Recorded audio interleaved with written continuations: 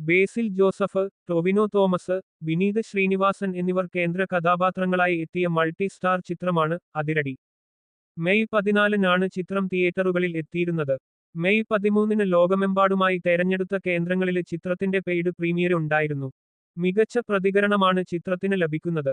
3 ദിവസം കൊണ്ട് ആഗോള ബോക്സ് ഓഫീസില് 21.5 കോടി രൂപയാണ് അതിരടി ഇതുവരെ നേടിയിരിക്കുന്നത്.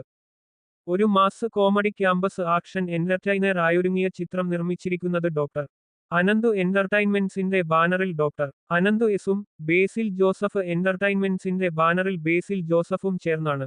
നവാഗതനായ അരുൺ അനിരുദ്ധൻ ആണ് ചിത്രം സംവിധാനം ചെയ്തിരിക്കുന്നത്.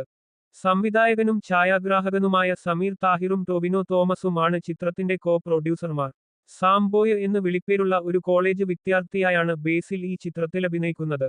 ശ്രീകുട്ടൻ വെള്ളായണി എന്ന ഗായകനായി ടൊവിനോ തോമസ് എത്തുമ്പോൾ വിനീത് ശ്രീനിവാസൻ ആയി തന്നെയാണ് വിനീത് ചിത്രത്തിൽ വേഷമിടുന്നത്. ചിത്രത്തിലെ നായികയായ റിയ ഷിബുവിന്റെ കഥാപാത്രത്തിന്റെ പേര് സ്വാതി ആർ കൃഷ്ണ എന്നാണ്. സംഗീത സംവിധായകൻ ഷാൻ റഹ്മാനും ചിത്രത്തിൽ വേഷമിടുന്നുണ്ട്.